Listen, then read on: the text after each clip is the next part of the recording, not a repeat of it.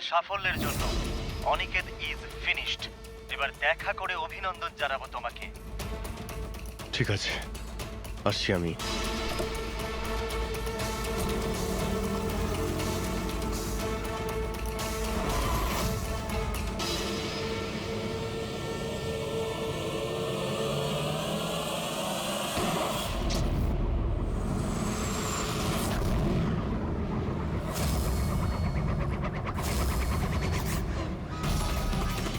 পঙ্কজ, ধরো, ছাড়বে না ওকে। ও নো স্যার। কি হয়েছে? স্যার আমি একটা ভুল করে ফেলেছি। ওই তিলকনগরের গুদামটা মিস করেছি। স্যার এই দেখুন স্যার, ওখানেও একটা মন্দির আছে, শ্মশান আছে, ফ্লাইওভার আছে আর রেলওয়ে ট্র্যাক। আচ্ছা, ওই গোডাউনটা না তো? কত দূর এখান থেকে? স্যার ট্রাফিক জ্যাম নিয়ে 40-45 মিনিট লাগবে। স্যার, অপরাধীরা জানতো আমাদের প্ল্যানটা। অভিজিৎ স্যারের নকল গুলি চালাবার কথা। অভিজিতের সামনে বিপদ, দয়াকে ফোন করতে হবে। দয়া, দেখো অনিকেতকে কেউ গুলি করেছে, আসল গুলি। হ্যাঁ, অভিজিতের সামনে বিপদ। ওদের আড্ডা জানতে পেরেছো? না স্যার, খুঁজছি। তাড়াতাড়ি তাড়াতাড়ি দয়া, আমাদের হাতে টাইম নেই।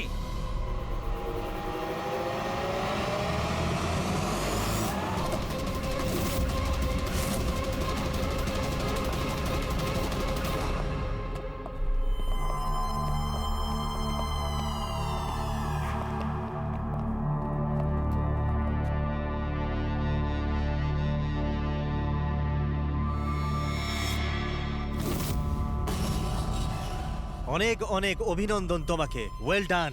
অনিকেতের মৃত্যুর খবর প্রত্যেকটা নিউজ চ্যানেলে দেখাচ্ছে, আর এখন তুমি আমাদের বিশ্বাস জিতে নিয়েছো। এই জন্য এখন অন্ধকার থেকে আলোতে এসে তোমার সাথে নিজেদের পরিচয় করাবো।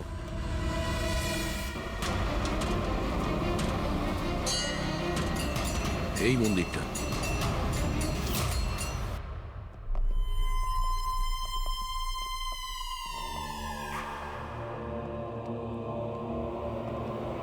আমাদের প্যানেলিস্ট হলেন ex IB officer Sanjit sir, আর এক্স জাজ Mrs Mandira, ex army officer mister Ranbir.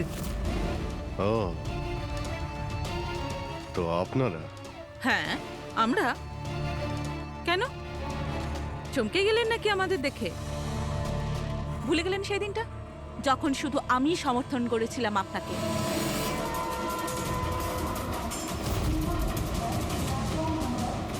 এই হচ্ছে রেলওয়ে স্টেশন।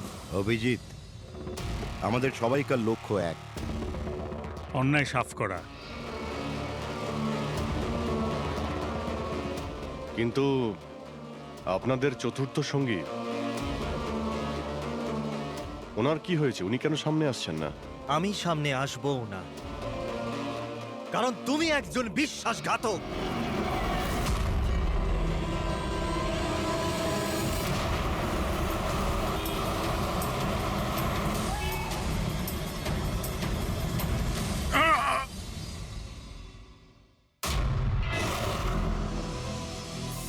বালা বেঁচে আছে? হ্যাঁ, এ বেঁচে আছে, কারণ এই সব কিছু সিআইডির প্ল্যান মাফিক কাজ ছিল আমাদের ফাঁসানোর জন্য। আর এই হচ্ছে শ্মশান ঘাট। আর অনিকেত? সেও নিশ্চয়ই জীবিত আছে। নিশ্চয়ই এই অভিজিৎকে নকল গুলি মেরেছে। অভিজিৎ, এই বেইমানির জন্য একটাই সাজা, শুধু মৃত্যু, শুধুই মৃত্যু। তুমি আর বালা দুজনেই মরবে, দুজনেই। আর তোকে আমরা মারবো না, তোকে এ মারবে। আমি কেন? কেননা একজন বাহাদুর এবং সৎ ইন্সপেক্টরকে মারা আমাদের নীতির বিরুদ্ধে। চল তুই মার, নইলে আমরা তোকে মারবো। ও তো আপনারা এমনিই মারবেন। না, আমরা তোমাকে আরেকটা সুযোগ দেব। চালাও গুলি। নেবালা, পিস্তল নে। এই নে।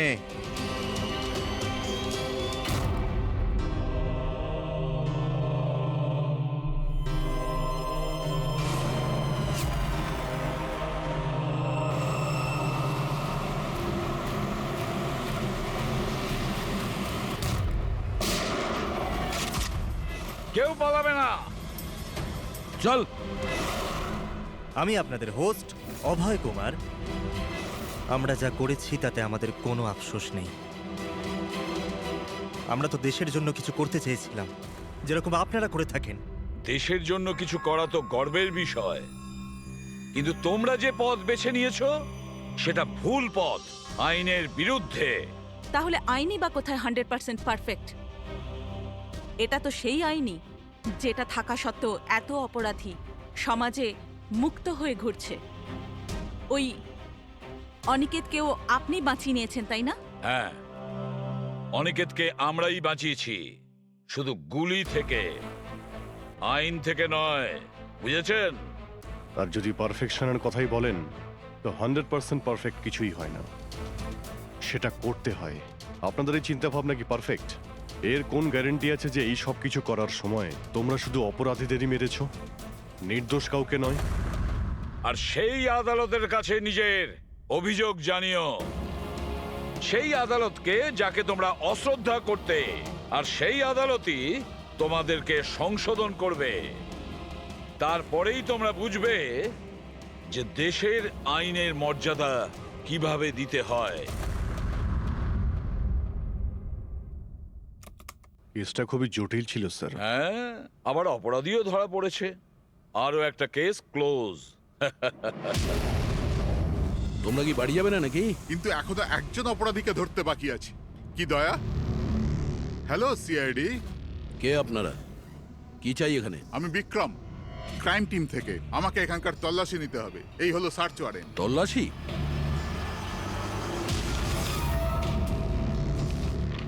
আমাদের আপনাদেরকে অনুরোধ যে আপনারা সবাই আমাদের সাথে কমপ্লিটলি কোঅপারেট করতে থাকবেন। এটা কি আমরা জানতে পারি যে তল্লাশি কেন নেওয়া হবে? দমনের ফাঁসির কেসে আপনাদের সবার এগেনস্টে কমপ্লেন্ট আছে যে আপনারা সবাই এভিডেন্স নষ্ট করতে চেয়েছিলেন।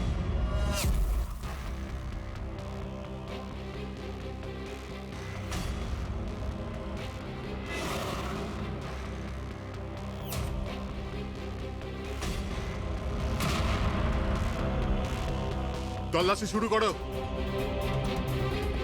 আপনাদের সবার ফোন রেকর্ড চেক করা হচ্ছে, আর আপনাদের সবার উপরে কড়া নজর থাকবে।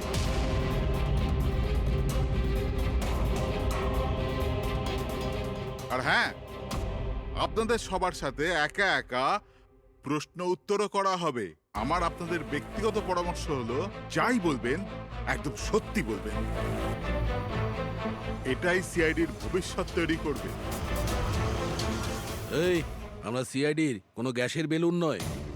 আর তুমি কে আমাদের ফিউচার ঠিক করার? হ্যাঁ, সিআইডির অস্তিত্ব সত্যের উপরে দাঁড়িয়ে রয়েছে, মিথ্যের উপরে নয়। হ্যাঁ হ্যাঁ, আমি জানি আপনারা সিআইডির লোক, জানি আমি।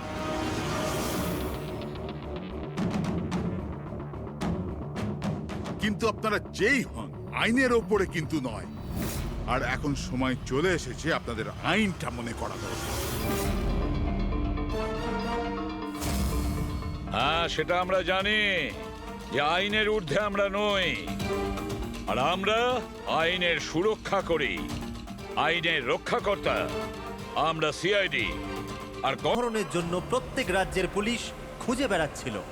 সে শেষ পর্যন্ত সিআইডির হাতে ধরা পড়ে গেল। এখন সিআইডির টিম বালাকে জিজ্ঞাসাবাদ করবে, আর বালাকে জিজ্ঞাসাবাদের ভিডিও বানিয়ে সেটাকে আদালতে প্রমাণ হিসেবে তুলে ধরবে, যাতে বালাকে কঠোর থেকে কঠোরতর সাজা দিতে পারা যায়।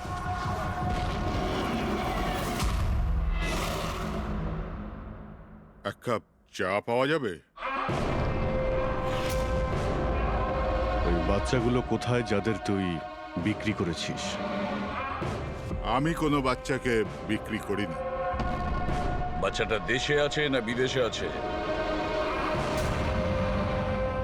আমার চাটা কোথায় গেল এসিপি স্যার?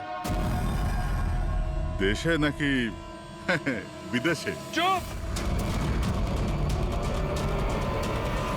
দেখ বালা, ওই বাচ্চাগুলোকে তাদের মা বাবার কাছে পৌঁছে দেবো, আমি কথা দিয়েছি। যদি ওদের কিছু হয় না, তোর অবস্থা আমি এমন করব যেটা তুই স্বপ্নেও ভাবতে পারছিস না। এসিপি স্যার আমাকে হুমকি দিচ্ছেন?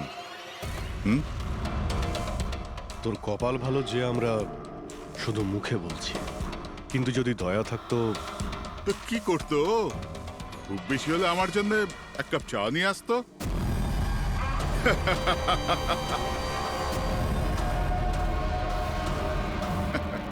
পা নিচে নামা। আরে ম্যাডাম, আপনি আমার জন্য চা বানিয়ে আনুন। তাছাড়া মেয়েদের কাজ ঘরেই হয়, এই সিআইডিতে কেন সময় নষ্ট করছেন আপনি? রবি,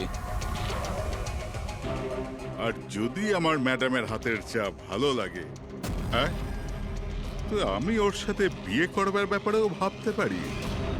উকিল বাবু, এ কিন্তু বড্ড বাড়াবাড়ি করছে। কি তোর এত সমস্যা হচ্ছে কেন অভি? হ্যাঁ, তোর এই ম্যাডামের সাথে কোনো চক্কর চলছে নাকি রে? এটা কি করলেন আপনি? আমার ক্লায়েন্টের উপর হাত তুললেন আপনি।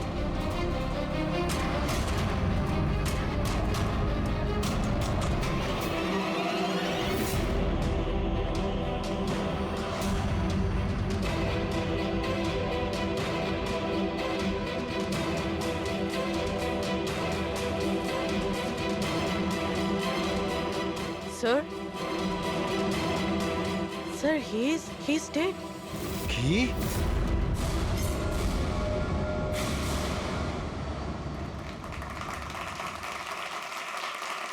Good evening ladies and gentleman, and welcome to প্রশ্ন উত্তর। আমি আপনাদের হোস্ট অভয় কুমার আপনাদের স্বাগত জানাই।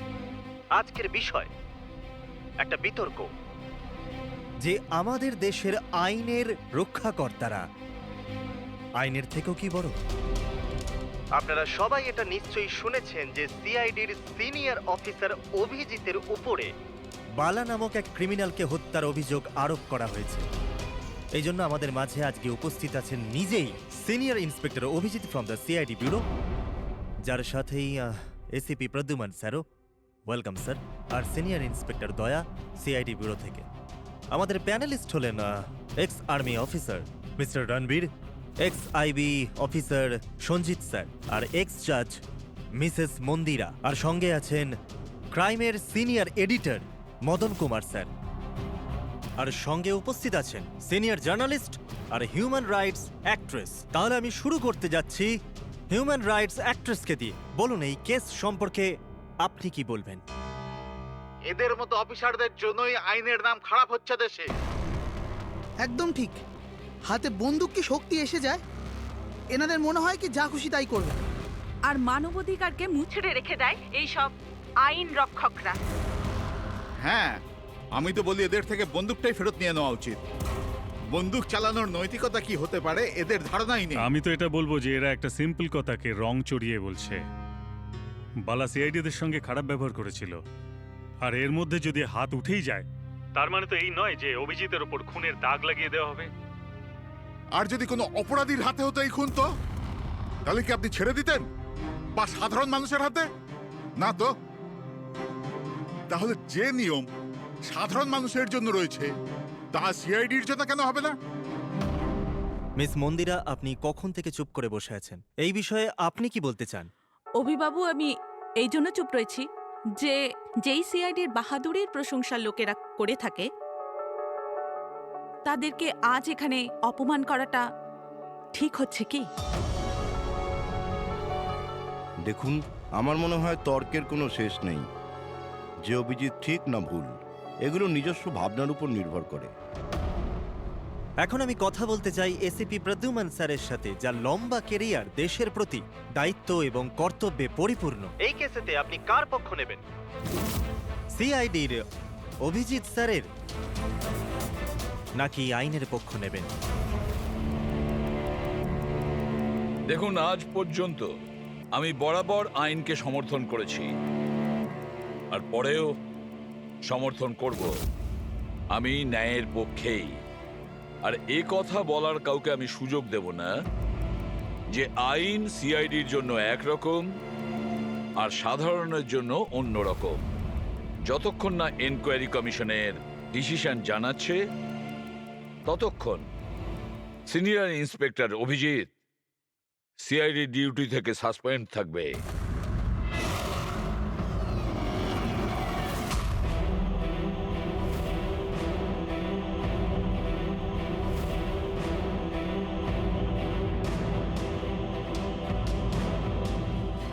এক মিনিট স্যার।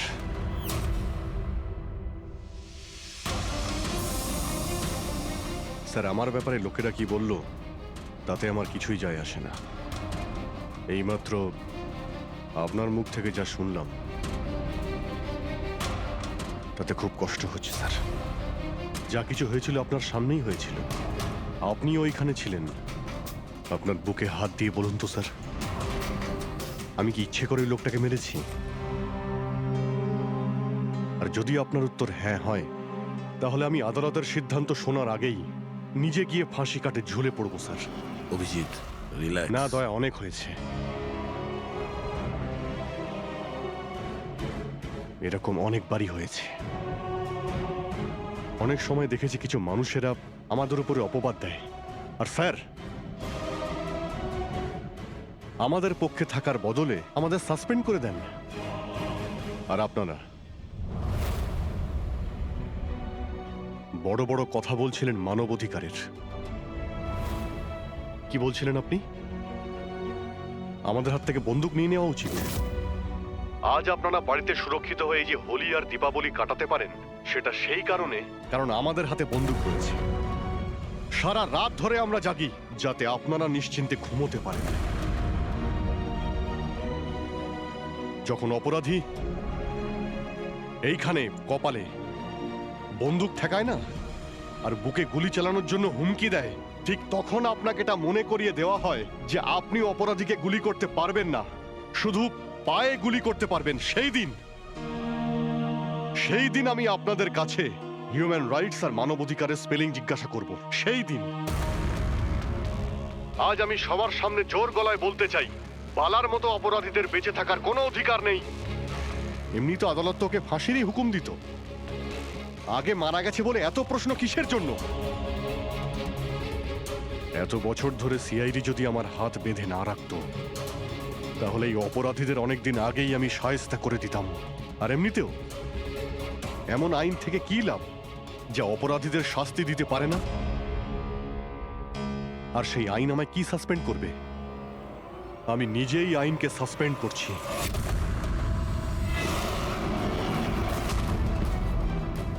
মনে সাহস আর পকেটে রেজিগনেশন নিয়ে আমি সবসময় করি।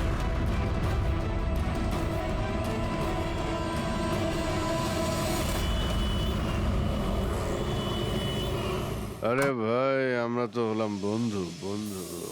কি চাই বলো তোমার? এই আমার বন্ধুর জন্য সব নিয়ে এসো আজকে, তুমি আর আমি মিলে। এই চল চল। অভিজিৎ, কি হয়েছে কি তোমার? কোন জায়গায় বসে আছো তুমি? আর কি ধরনের লোক আছে সাথে? চলো ওঠো ওঠো, চলো বাড়ি চলো। কোথায় যাব? সিআইডি ব্যুরোই তো আমার বাড়ি ছিল, আর ওখানে যাওয়ার আমার পারমিশন নেই। স্যার সব ঠিক হয়ে যাবে। আপনি এখান থেকে চলুন। সব ঠিক হয়ে যাবে? এর থেকে আর কি ঠিক হবে? আর এখন আমি সিআইডি অফিসার নই। কোনো হিউম্যান রাইটস, কোনো এনকোয়ারি কমিশন আমার কিছুই করতে পারবে না। সমস্ত অপরাধীদের খুঁজে খুঁজে মারবো আমি। আর তোমরাও আমার কিছুই করতে পারবে না। আর না তোমার ওই এসএপি প্রদ্যুমান। যাও, তোমরা ওর কাছেই যাও। তোমাদের মুখ আমি দেখতে চাই না, যাও। অভিজিৎ, তুমি সজ্ঞানে আছো? তুমি জানো তুমি কি বলছো? ছাড়ো না ভাই। যদি তুমি সত্যিকারের বন্ধুই হতে না, তাহলে ওই দিনই প্রমাণ করে দিতে আজ এই সমস্ত ন্যাকামি করার কোনো প্রয়োজন নেই। কি বললে তুমি? নাটক? তোমার এটা নাটক মনে হলো? আবার কি? ঠিক বলেছ, একদম ঠিক বলেছ। স্যার যাও যাও। তুমিও যাও।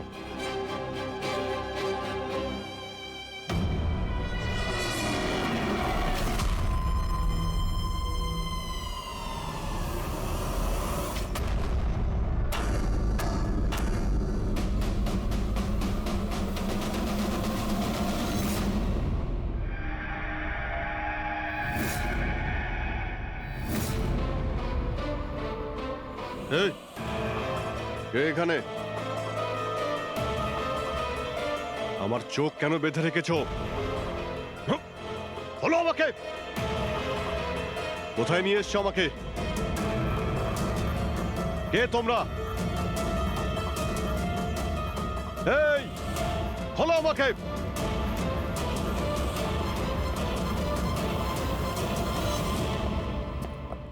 কে তোমরা? হ্যাঁ, চোখ থেকে ওটা খোলো।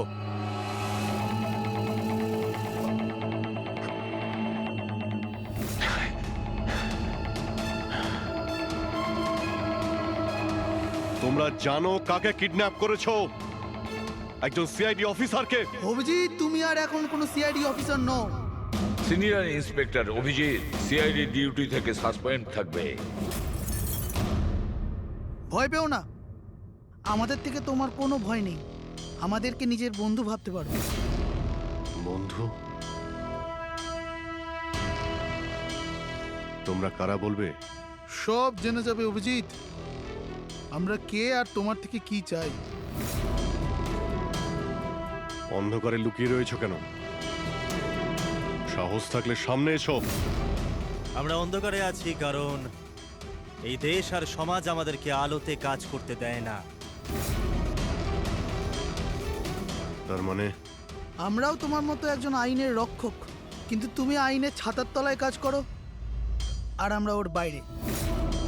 আমরা অপরাধীদের সরাসরি সুবিচার দিয়ে থাকি, না কোর্ট, না কাছারি, না এনকোয়ারি কমিশন, সোজা মৃত্যুদণ্ড। এক মিনিট, তোমরা কি বলছো? আমি কিছুই বুঝতে পারছি না। চিনতে পারছো একে? এ তো মালবিকা, নামই সোশ্যালাইট, কিন্তু অনেক আতঙ্কবাদী সংগঠনের সঙ্গে যুক্ত।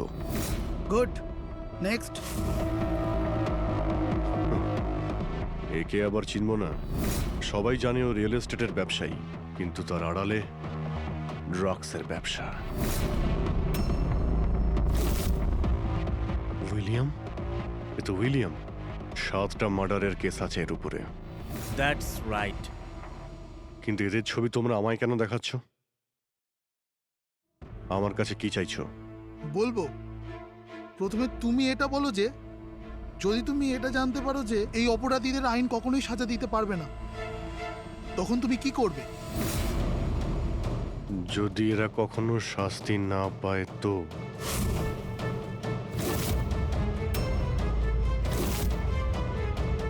তো আমি এদের নিজেই মারব। আর এমনিতেও কোনো অপরাধীদের বেঁচে থাকার কোনো অধিকার নেই। সবাইকে পিষে মেরে ফেলা উচিত, সবাইকে। Very good. তোমার ভেতরে এই রকমই উদ্যম আর সাহস দেখতে চেয়েছিলাম আমরা। আমি তোমার যন্ত্রণা বুঝতে পারি অভিজিৎ। যদি বালা ভুল করে মরেও যায় তাতে কি আর হবে? ছিল তো ও একটা অপরাধী, না? এবার তুমিই বলো অভিজিৎ, এত বছরের চাকরির এই যে পুরস্কার পেয়েছো তুমি, এটা কি ঠিক? এদের মতো অফিসারদের জন্যই আইনের নাম খারাপ হচ্ছে দেশে। আর মানবাধিকারকে মুছড়ে রেখে দেয় এই সব আইন রক্ষকরা। হাতে বন্দুক কি শক্তি এসে যায়? এনাদের মনে হয় কি যা খুশি তাই করবে। না, এটা একদমই ঠিক নয়।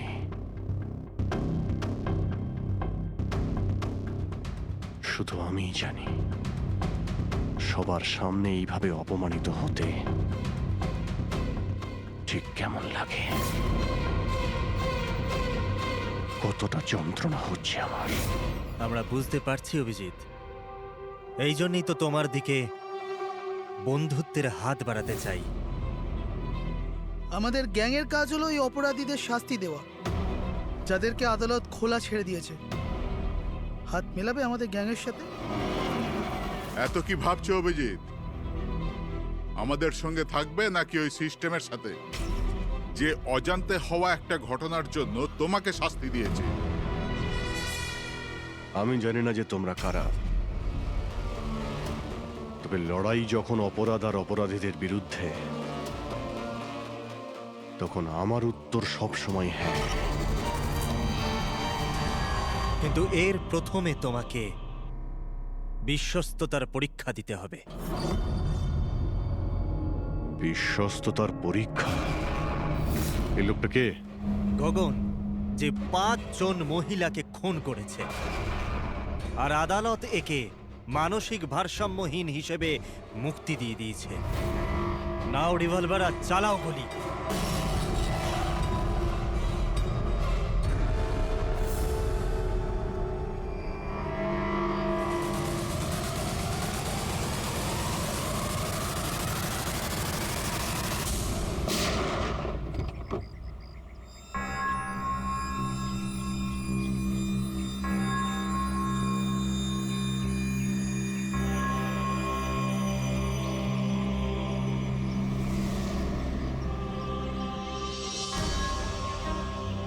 আমাদের ফোনের অপেক্ষা করবেন। আর হ্যাঁ, যা আপনার অসুবিধা হলো না, ওর জন্য সরি। আর একটা কথা মাথায় রাখবেন, ফোন সবসময় নিজের সাথে রাখবেন। যদি বাথরুম যেতে হয় তবেও।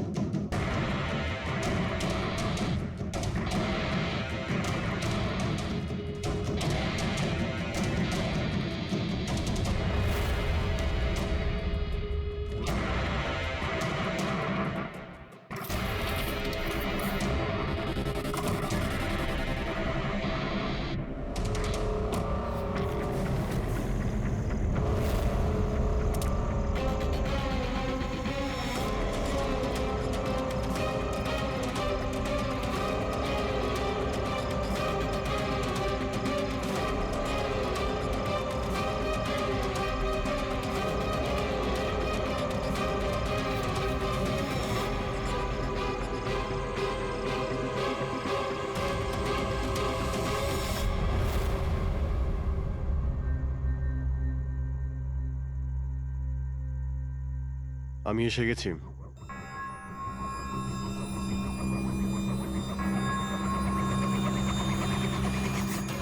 আমাদের সন্দেহই ঠিক। মানে যে গল্পটা আমরা ফেলেছিলাম সেটা বিশ্বাস করেছে ওরা। এটা তো হওয়ারই ছিল। যে জালে ওরা ফেসেছে সেটার প্ল্যান আমরা 1 মাস আগেই করেছিলাম। তবে স্যার, এত নামী অপরাধীদের একের পর এক খুন হওয়া, এটা কোনো কোইন্সিডেন্স হতে পারে না। স্যার, এই সমস্ত অপরাধীদের নতুন শত্রু কে এসছে? সেটাই তো আমি ভাবছি দয়া। এই 5 জনের একটা শত্রু থাকবে সেটা সম্ভব নয়। কিন্তু স্যার, আলাদা আলাদা থাকলে তারা একসাথে হামলা করলো কিভাবে? পুরবি লোকগুলো আলাদা হতে পারে, কিন্তু গ্যাং একটাই, মোটিভও একটাই, খারাপ মানুষগুলোকে শেষ করা। কিন্তু আইনকে নিজের হাতে নিয়ে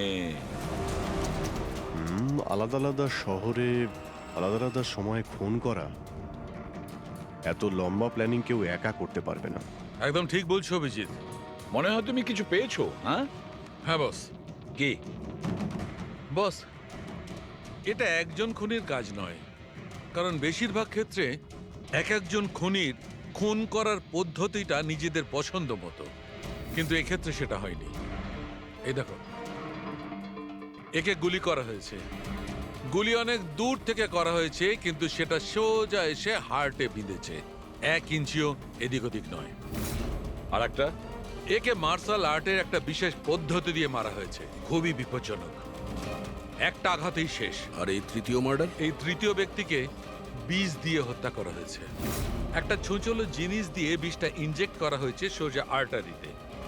বিষটা খুব তাড়াতাড়ি রক্তে মিশেছে আর স্পট ডেড। তাহলে তৃতীয় মার্ডারটাও কোনো এক্সপার্টই করেছে স্যার? হ্যাঁ অভিজিৎ, প্রথম শার্প শুটার, দ্বিতীয় মার্শাল এক্সপার্ট, আর তৃতীয় জন খুব ভালো করে ইঞ্জেকশন দিতে জানে। তারা যারাই হোক, মানুষকে বিশেষভাবে মারার প্রশিক্ষণ প্রাপ্ত এরা, যেমন কোনো স্পেশাল এজেন্ট। আর হতে পারে এই গ্যাংয়ে এই ধরনের চিন্তাভাবনা করার মতো আরো লোক আছে, যারা এই সমাজ থেকে অপরাধীদের সরিয়ে দিতে চায়। স্যার যদি ওরা এত এক্সপার্ট হয়ে থাকে, তাহলে না ওরা কোনো প্রমাণ রাখবে, না কোনো সূত্র। ওদেরকে ধরবো কিভাবে? লোহাই লোহাকে কাটতে পারে পুরবী। এদের গ্যাংকে ধরার একটাই রাস্তা আছে, বালার মৃত্যুর নাটক। সবকিছু প্ল্যান অনুযায়ী হচ্ছিল স্যার। তারপরে ওরা আমাকে ট্রিগার প্রেস করে। Yes sir. এসব কি হচ্ছে? হ্যাঁ, বলেছিলাম না আমরা, তোমার পরীক্ষা নেওয়া হবে এটা দেখার জন্য যে তুমি এই কাজটাকে পরিণতি দিতে পারবে নাকি। আমায় কাকে মারতে হবে? এমন একজন মানুষ যে মানুষ বলার যোগ্যতা হারিয়েছে, দেশের উত্তরের রাজ্যগুলোতে ড্রাগসের ব্যবসা করে, আর জানি না এর জন্য কত যুবক নিজের জীবন বরবাদ করে দিয়েছে। তার নাম? নিজেকেও অনেক বড় বিজনেসম্যান মনে করে, কিন্তু ড্রাগ ডিলিং করাই হলো ওর আসল কাজ। একবার যদিও শহরে ফিরে আসে, ব্যাস তারপরে ওর কাজ শেষ। নাম? নামে কি এসে যায়? গুলি মারবার ঠিক 1 ঘন্টা আগে তোমাকে বলে দেওয়া হবে যে কবে আর কোথায় গুলি চালাতে হবে। ট্রিগার কি করে টিপে দিলে? ওর যদি কিছু হয়ে যেত, মারা যেত তো? না দয়া, কিছুই হতো না। ওই বন্দুকটা হাতে নিয়ে আমি বুঝতে পেরেছিলাম ওই বন্দুকের মধ্যে কোনো গুলি ছিল না। অভিজিৎ, ওদের সাথে এমন ভাবে মিশে যাও যেন তোমাকে সন্দেহ না করতে পারে। এটাই হলো রাস্তা ওদের কাছে পৌঁছানোর। কিন্তু ওরা বড় ধরনের কিছু করে ফেলার আগে যদি আমরা ওদের আড্ডাতে পৌঁছে যাই ওদের গ্রেপ্তার করার জন্য। কিন্তু ওদের আড্ডায় পৌঁছাবো কি করে? তোমার চোখে তো পট্টি বাঁধা থাকে। চোখ বাঁধা ছিল, কিন্তু দয়া, ওদের আড্ডা থেকে বাড়ি পৌঁছানো পর্যন্ত আমি রাস্তাগুলো ভালো করে ফিল করেছি। আর যা কিছু আমার মনে হয়েছিল সব পেন ড্রাইভে রেকর্ড করেছি। এগুলো আমার জামা কাপড় আর জুতো। যদি এর থেকে কিছু সাহায্য পাওয়া যায় ওদের আড্ডায় পৌঁছানোর জন্য। স্যার, যা করতে হবে তাড়াতাড়ি করতে হবে। যে কোনো সময় আমার কাছে ফোন আসতে পারে ওই ড্রাগ ডিলারকে মারার জন্য। আর আমি এই ধরনের কাজ করতে চাই না যার পারমিশন আইন আমাকে দেয় না। যতক্ষণ আইন না বলছে আমরা কাউকে মেরে ফেলতে পারি না, সে কোনো বড় অপরাধী হলেও।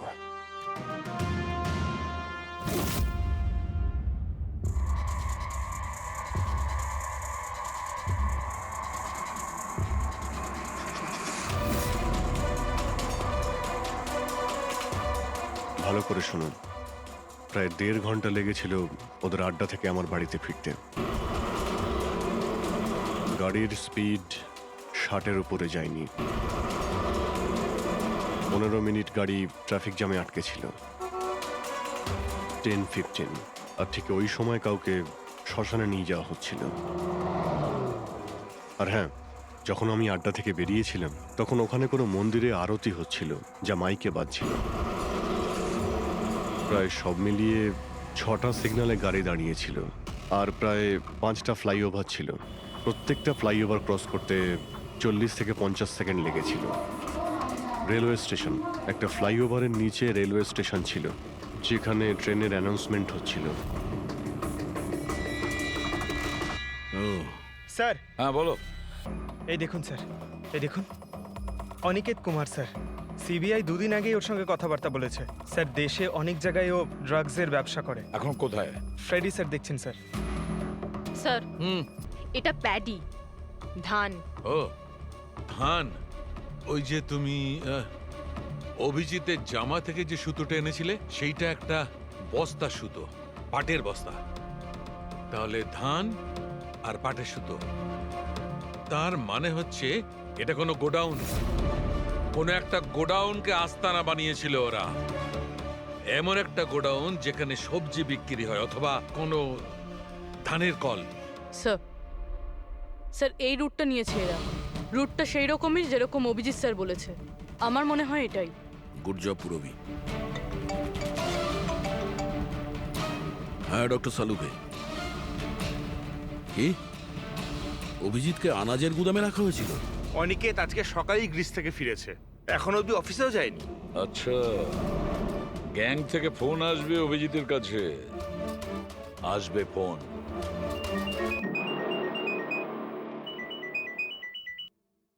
হ্যালো, আপনার জন্য একটা সুখবর আছে অভিজিৎ স্যার। যে সময়ের আপনি অপেক্ষা করছিলেন সেটা এসে গেছে। আজকের এই শুভ দিনে এক অপরাধী শাস্তি পাবে। ঠিক 1.5 ঘন্টা পরে একটা কালো রঙের গাড়ি আসবে আপনার কাছে, আর বলে দেওয়া হবে আপনি কার ওপর আর কখন গুলি চালাবেন। হ্যাঁ, কিন্তু রাইফেল কোনটা? তাতে কি যায় আসে রাইফেল কোনটা? আপনাকে তো সিআইডি ট্রেনিং এ সব ধরনের ট্রেনিং দেওয়া হয়েছে, তাই না? হ্যাঁ, আমাকে সব ধরনের ট্রেনিং দেওয়া হয়েছে, কিন্তু আমার কাছে একটাই চান্স গুলি চালানোর। যদি আমি জানতে পারি বন্দুকটা কোন ধরনের, তো একটু সহজ হবে। RS 451। ওকে, RS 451।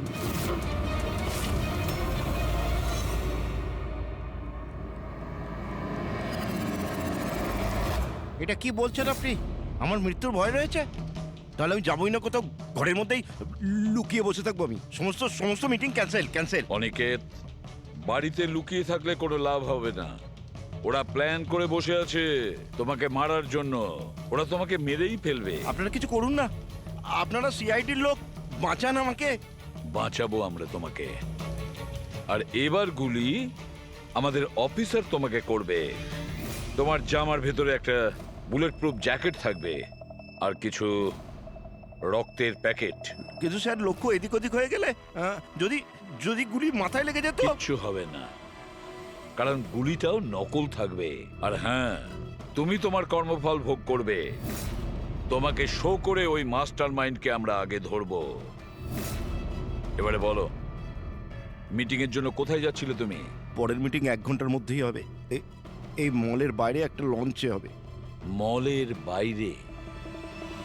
হ্যালো, আমার মনে হচ্ছে মিশনটা ক্যান্সেল করতে হবে। কিন্তু কেন? বালা বেঁচে আছে।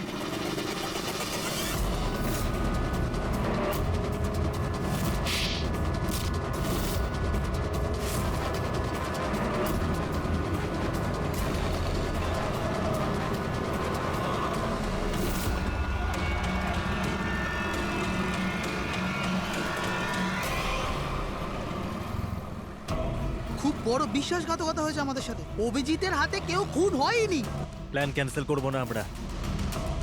সিআইডি আর অভিজিৎকে এই বিশ্বাস